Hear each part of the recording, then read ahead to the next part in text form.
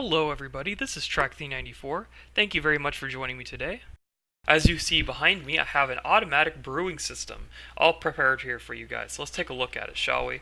So the system we have in place right here is simply an automatic brewer. So you have one brewing stand that will automatically brew whatever potion you may choose with whatever combination you want. So if I want nether wart, I can flip this lever, get myself some nether wart, I can make myself a strength potion. I can go ahead and increase the time on the strength potion, and I can make it a throwable strength potion just by flipping those levers. And then when I turn on the system, it'll automatically start dispensing those items, and it'll begin the process of brewing, as you can see. And then in a few minutes, this will be finished brewing, and I'll have them right here in my output chest.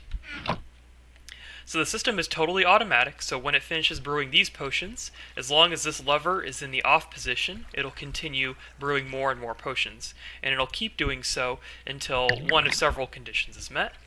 If any of these droppers runs out of ingredients, the machine will turn itself off. If we run out of water bottles, the machine will turn itself off. And if the output chest ever fills up, the machine will also turn itself off as well. So the system has multiple fail-safes in place to protect the player from automatically brewing potions and then forgetting about ingredients, forgetting about water bottles, or letting their chest fill up.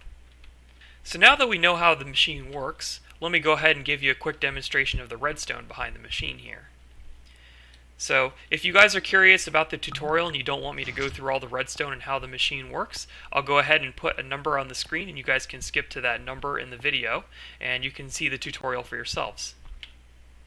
Anyways, so if you want to know about the redstone, this is the basic idea. Each of the circuits has different colors of wool associated with it. All of the circuits with green wool are responsible for regulating the machine and making sure that it does not continue running unnecessarily whenever one of the ingredients runs out or water bottle runs out or the output chest fills itself up. When those green circuits are activated, they'll trigger the orange circuit, which is responsible for regulating the machine. Think of it as like the heartbeat of the machine. When the orange circuit is triggered, the machine will continue on making more potions. So if this line right here is activated, then the machine will stop making potions, and if it's off, then the machine will continue. And that transition from off to on will trigger this redstone circuit right here, which will trigger the yellow circuit. The basic idea behind this machine is that the droppers will shoot items into water streams, and the water streams will carry it into the brewing stand here. And you can see the brewing stand is kind of trapped inside of there. The main premise behind this brewing system is that the machine detects when the last item goes into the brewing stand using this redstone comparator right here. When the last item leaves the hopper here, it'll trigger a timer, and the timer will keep the potions from exiting the brewing stand from this hopper right here until it has finished brewing the last item. Once the timer runs out, the items will leave the brewing stand and then they'll go into the chest, and then the system will repeat the process.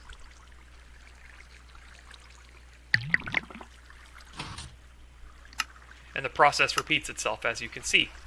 And so this redstone comparator detects when this last item runs out from the system.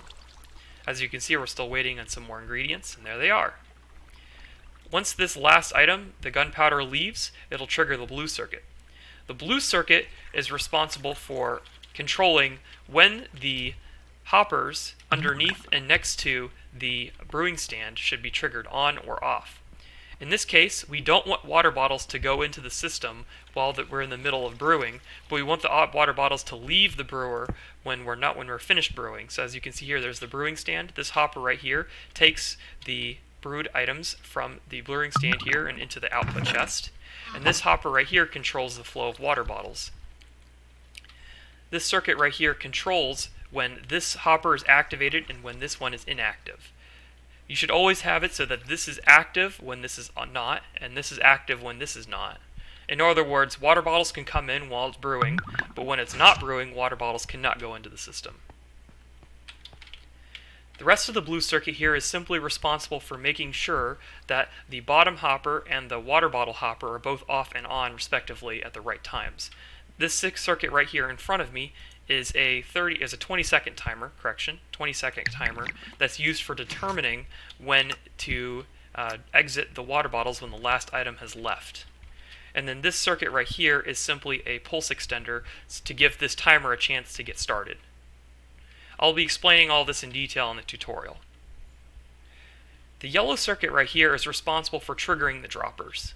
The idea is this circuit right here with the dropper and the hopper is a flip-flop that is triggered by the orange circuit. When the flip-flop is triggered, the item inside this hopper cannot leave until this dust is turned back off again.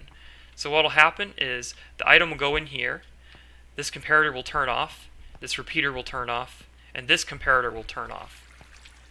Once this comparator turns off, this signal right here, which is a signal strength of 15, will begin to decay slowly and slowly and slowly, and each time it decays, each of the respective droppers gets triggered. So when this one is finished decaying and it turns off, that dropper is triggered, then that dropper, then that dropper, then that dropper, then that dropper, and so on and so forth until the very last dropper. When this last dropper has been triggered, then the off signal will cascade through these repeaters, cascade through this, and then the circuit will turn itself back off. Again, this redstone line will turn itself off, and the item inside the item hopper here will go back into this dropper. And so the process repeats itself. The idea is you want to keep this line of redstone on at all times, except when the signal is cascading down, as you can see here. And then it all turns itself back on again once it's done.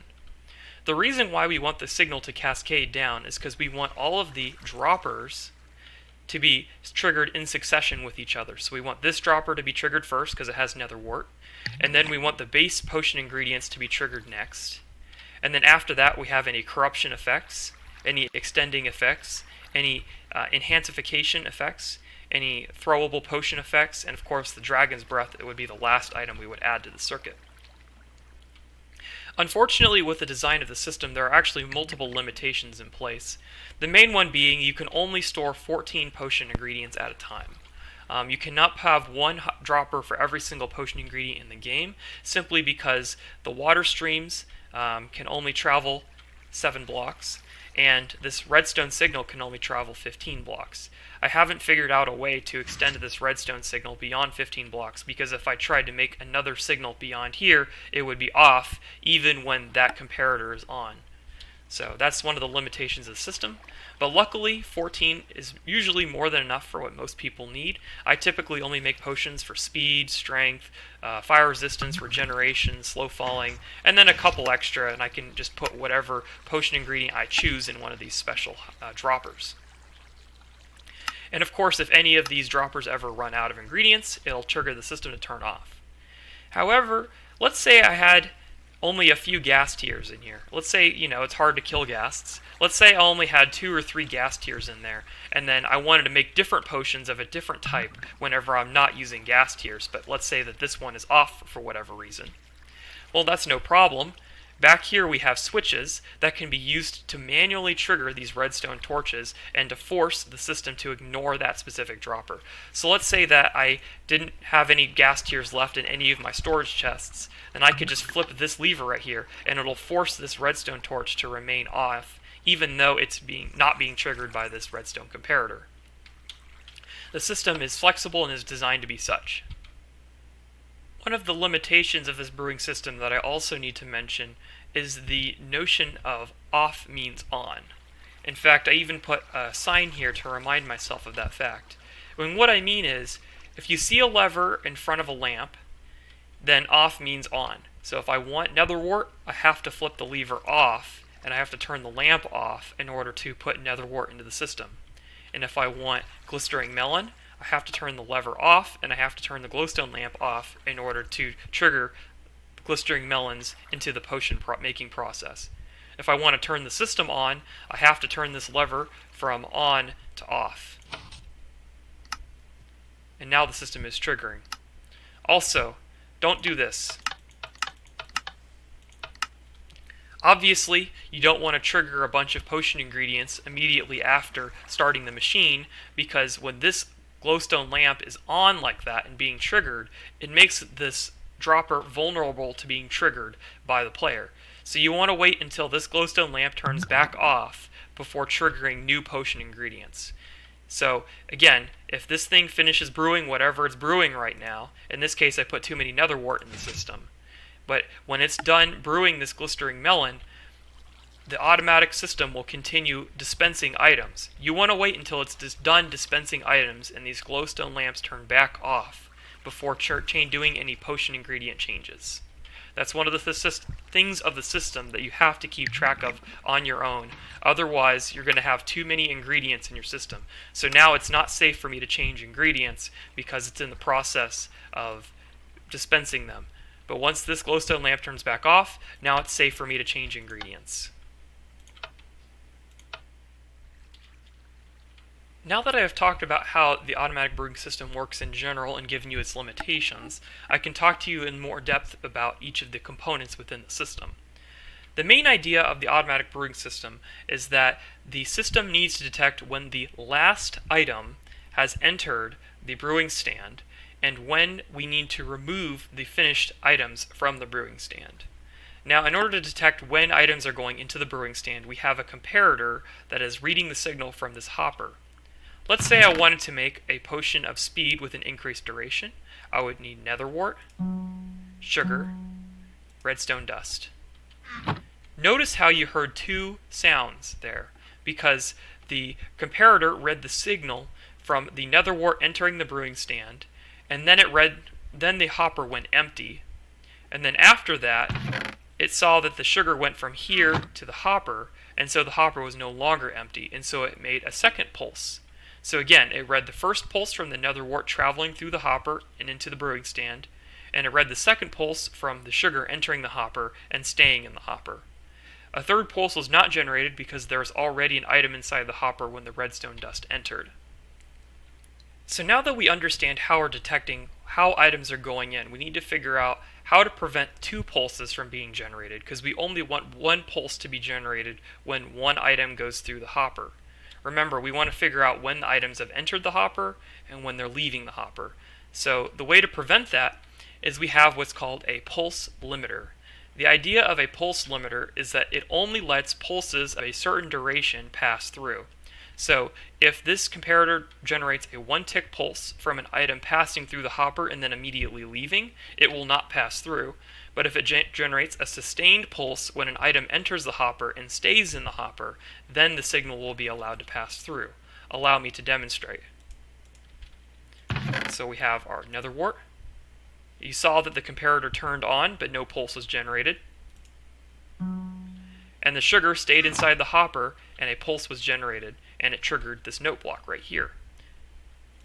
And of course, when the redstone dust goes in, no extra pulse would be generated simply because there's already an item in there.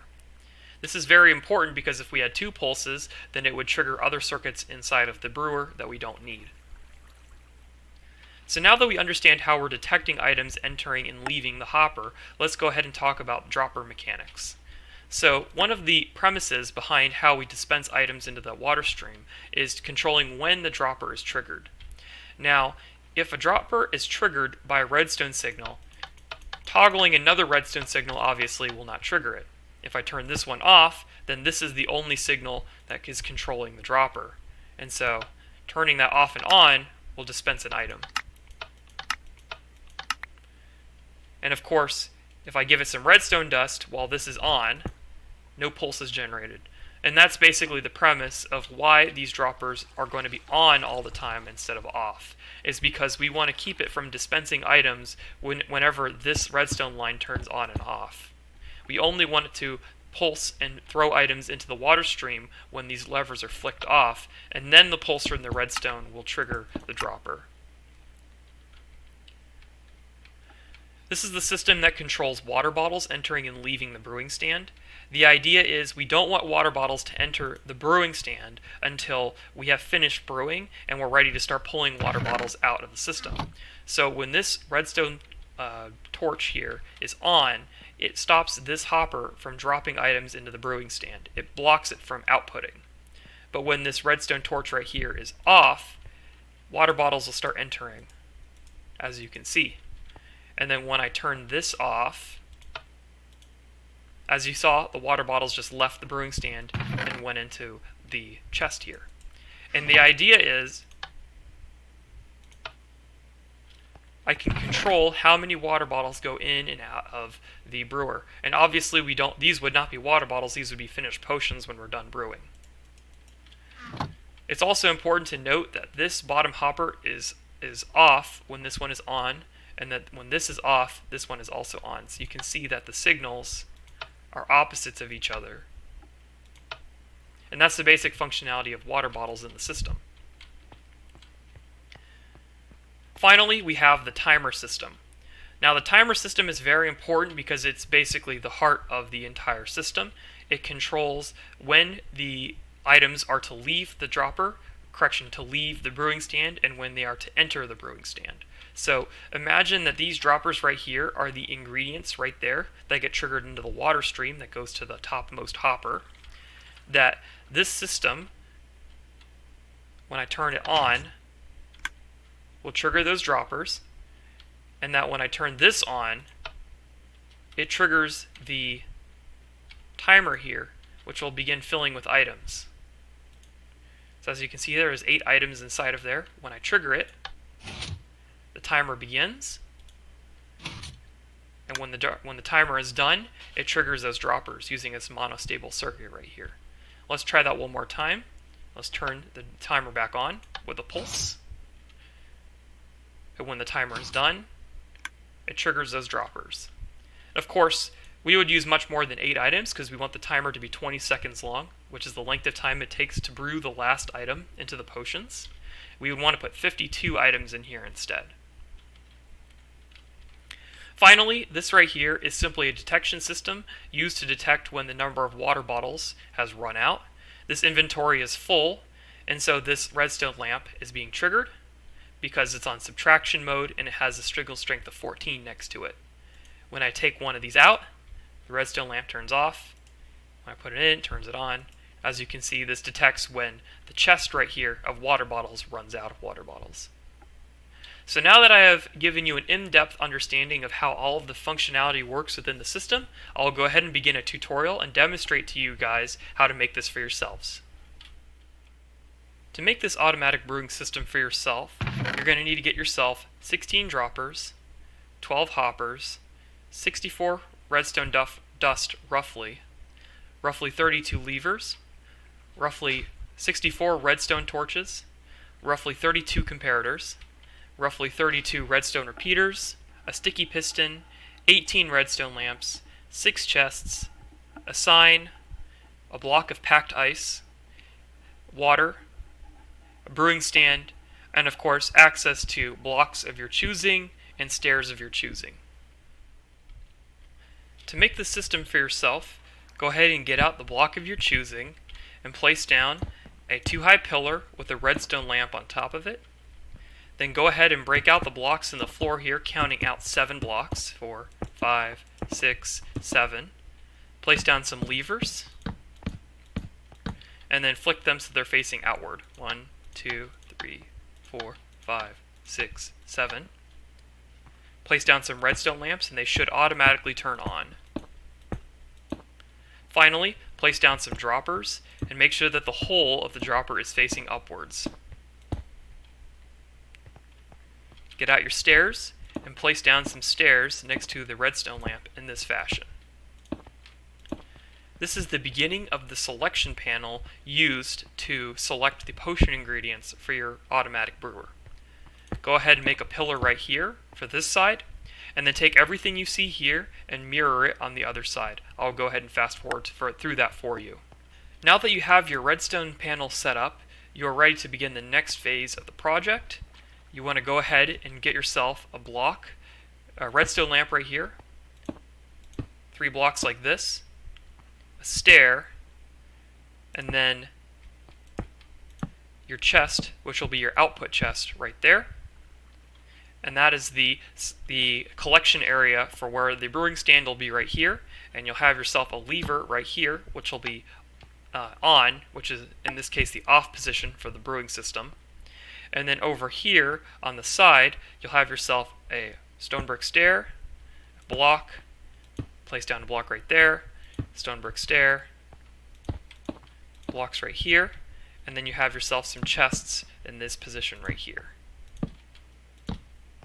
And these chests will hold the water bottles going to the brewing system right there. And then of course you can put a pillar right here if you want to make it look nice. You can also put, let's say you could put stone brick stairs here, you could put half slabs there, whatever you want to make the system look nice. And then of course you can do whatever you want to design the system, make it look nice. You can add a floor here, you can break the blocks around the chests so that you can't see them. Whatever you need to do to make the system look nice. Just don't break the blocks and break the levers like you see me doing here. The next step is to go ahead and get out your pickaxe. In this case I'm in creative mode so I don't need to break any blocks. Get out your pickaxe and break out all of the blocks underneath the droppers like such. You want to clear out an area so that you can place redstone torches underneath all of those redstone lamps right there. And that you want to have 3 sets of redstone torches going into each other in a repeating fashion as you see over here. So you want to have redstone torches underneath the redstone lamp here. You want to have redstone torches going into these redstone torches right here in this fashion. And then of course you want redstone torches under these ones as you see right here. So go ahead and excavate that area and place down those redstone torches as you see here. I'll go ahead and fast forward through that. Once you have placed down your sets of redstone torches, you are ready to begin placing down your comparators. So go ahead and place some stone bricks against these redstone lamps as you see here. Take out your comparators and begin placing comparators facing away from the droppers in this fashion. Then in front of the comparators you want to put a bunch of blocks.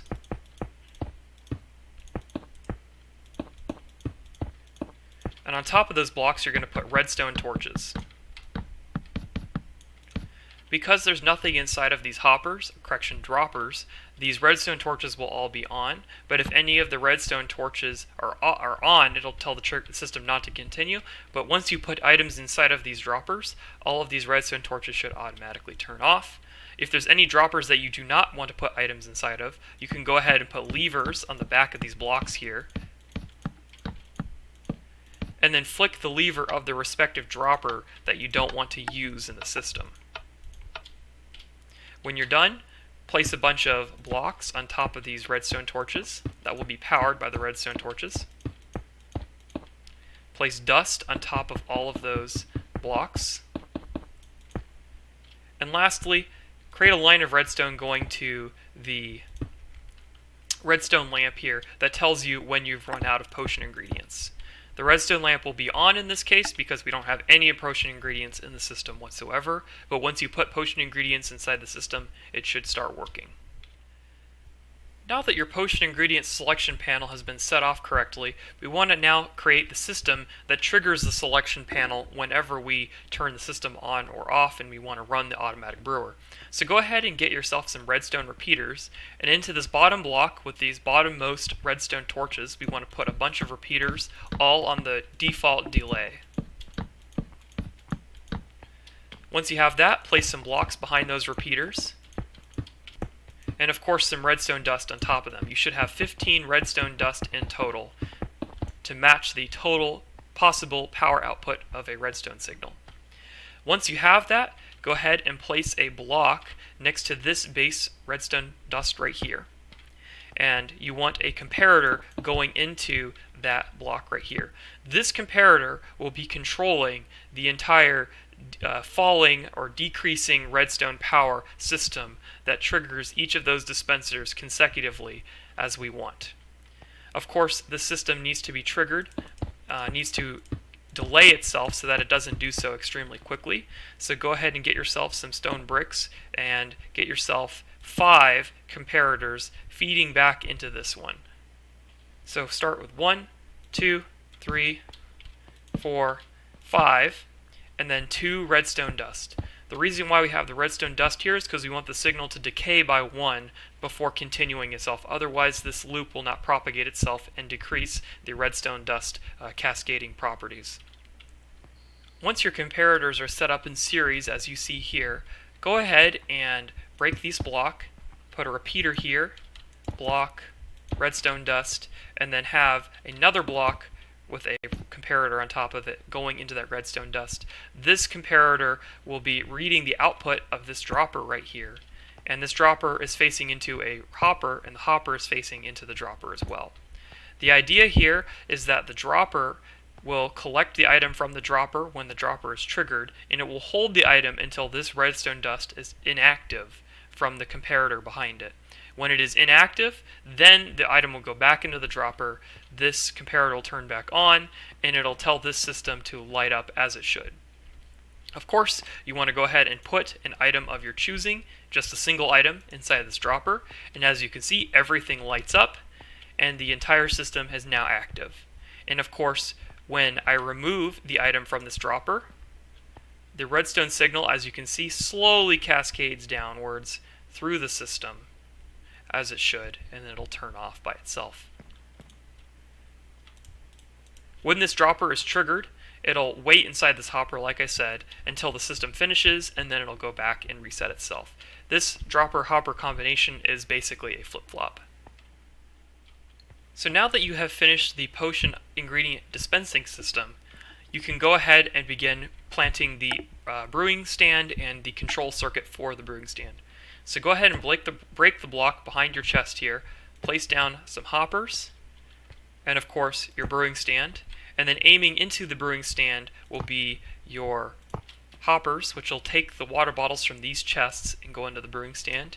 You can go ahead and place down your hoppers going into those chests if you want, and you can continue this however large you want to go. Place a hopper on top of the brewing stand like this, and one on the side. This one right here will hold your blaze powder, which will act as the fuel for the brewing stand.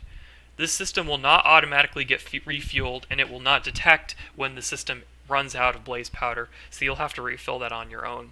But trust me, it takes eons to go through this much blaze powder, so you probably will notice well before you run out.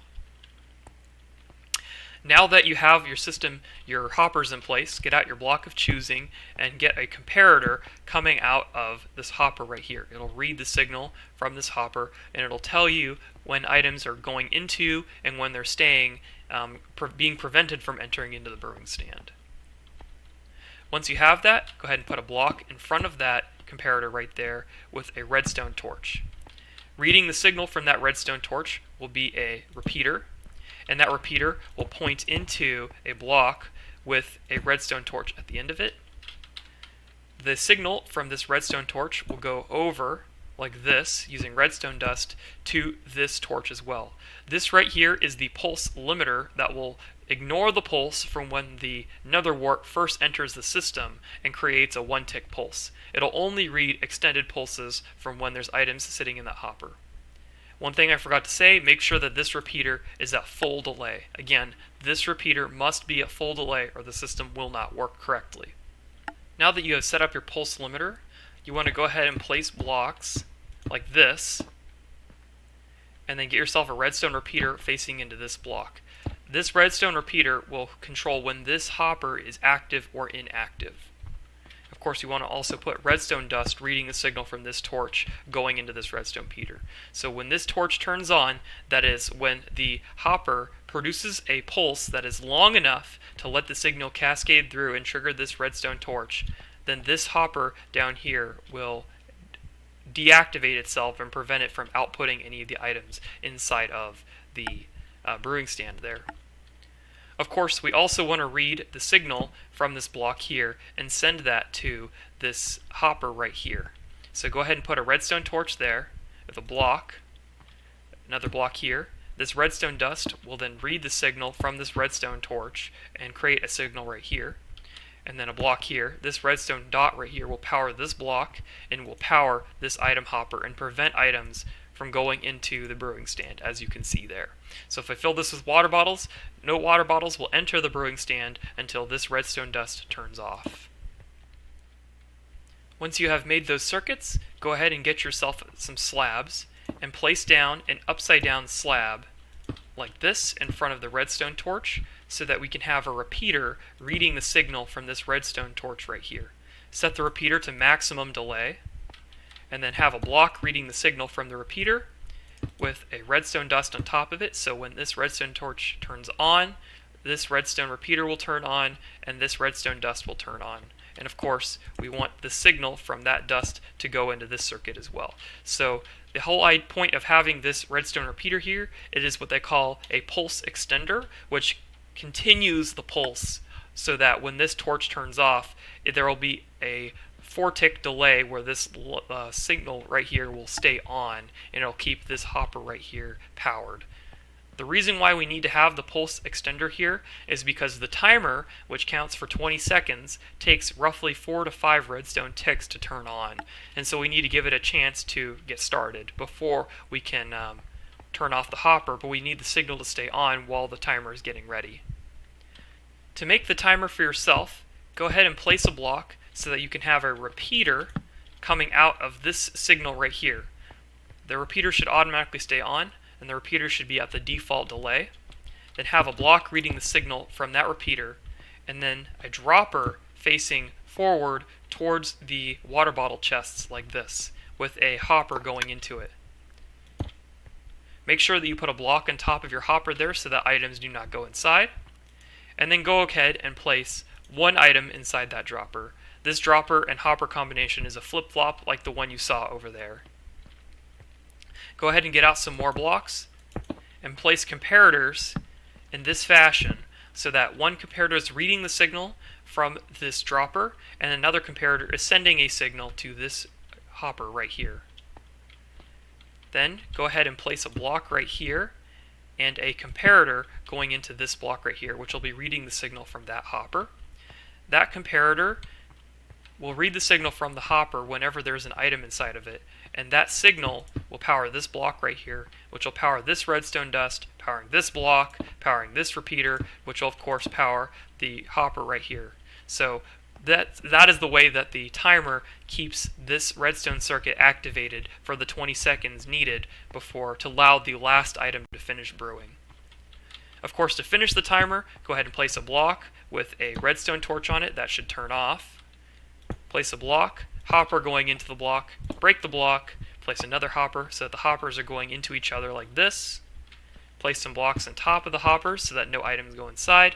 And in the rightmost hopper here, go ahead and put 52 items in there. As such, the 52 items creates the perfect amount of delay so you get that 20 seconds needed to allow the last item to finish brewing. As you can see here, the entire timing system is now working correctly. If I remove the redstone dust from here, you can see the items will travel into this hopper and will continue to do so until all the items have left this hopper. In the process, the redstone dust that went from this dropper to this hopper will stay in here, and it'll keep this redstone comparator on, powering the bottommost hopper there for the 20 seconds. And then when this is done, it will allow the item in this hopper to go back into this dropper, and then the whole system resets itself. You need another 20 seconds for the timer to reset itself before it can begin the process all over again. But of course, by the time you have finished brewing another set of potions, the timer should already be ready to go. So you don't need to worry about that. The next step now is to create the circuits that detect when we have run out of water bottles or when the output chest is full. So to detect when the output chest is full, we need to grab the signal from that chest, and we need to keep track of when that chest runs out. So go ahead and break the blocks around the chest so that you can see the block right next to that chest, which is our output chest right there. Break that block right there and place a comparator facing into this block right here. This block right here is the one between the stairs right here, and we'll be putting our water bucket right here with an iron bar in front if you want to make this make it easier to refill your water bottles. So the comparator will read the signal from this chest right here. It can do so through this block, and when the chest is full of items, this comparator will turn itself off. To do that, we need to set the comparator to subtraction mode and then give it a signal of 14 coming off of it. So take a lever or a redstone torch and place two blocks of redstone dust going into the comparator, and this one should be a signal strength 14, which will make this redstone comparator stay off, and it will not produce a signal until this chest fills up with items. Once you have set up your redstone comparator as such with subtraction mode, go ahead and get a redstone repeater reading the signal from that comparator into this block right here. Go ahead and get yourself your glowstone lamps, break out this block, place a glowstone lamp on top of it. The reason why we do this is so that when that chest is empty, this glowstone lamp will turn on. You can also go ahead and break that block and put a glowstone lamp there when you're ready. Then take out some redstone dust and place a line of redstone dust like this, so you give yourself a little bit of space going into that block, which will of course be going into some redstone torches here, and the signal from those redstone torches will go this way towards the rest of the detection circuits here. So this line right here is being powered by a comparator reading the signal from this chest right here. So make sure that you find this end of the chest, the leftmost part of the chest. You can place a block there for looks, and then get yourself a redstone comparator reading the signal from that end of the chest right there, going into this block. This block should be next to this hopper in this fashion. Put a redstone torch on top of that, which will power this block and power this redstone line right here. The reason why we want this to be powered is because when this chest is out of water bottles, we want the system to detect that there is an absence of water bottles. Of course, we also want to power this lamp as well. So go ahead and take your line of redstone, carry it down like this to the redstone lamp, and cut it off right here in order to prevent this signal from mixing with this signal from the output chest right there. So as you can see here, we're out of ingredients and we're out of water bottles, so the system will not be active. Of course, we also want to read the signal from the on-off switch here. So go ahead and take yourself some redstone dust and place it right here, and get yourself a repeater and place it into this block right here. Place a repeater right here from the potion ingredients going into this block, and place some redstone dust here, connecting everything together. So this line of redstone right here, which is active, is reading the signals from the water bottle detector, output chest detector, on-off switch, ingredient detector, and basically it says, hey, if any of these systems are either off or not working or there's not enough items, then I'm going to be active and I'm going to prevent the system from producing more potions. So once you have your lines reading the information from your detection systems, go ahead and take a line of redstone and carry it down here using a staircase down to this part of the build right here, and place redstone dust in this fashion as you see here at the staircase. Place a block with a redstone repeater reading the signal from this block. Remember that this block right here will be powered when that redstone comparator right there is on from that hopper from the timer. So basically when the timer is on, that signal will be carried through this block over here to the detection circuit.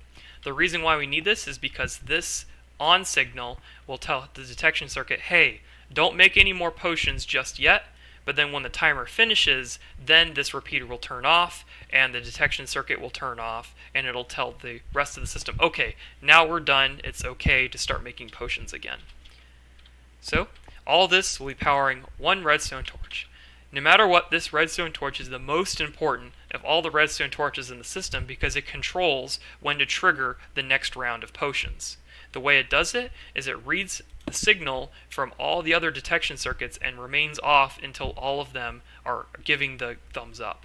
Once they all give the thumbs up, then it'll turn on and it will power this system as you see right here. So you want to have yourself a sticky piston reading the signal from the redstone torch, and then a redstone repeater reading the signal from the sticky piston. This produces a 4-tick redstone pulse, which gets triggered when this torch turns on from the off position. Carry that signal from the redstone repeater all the way over here to your dropper.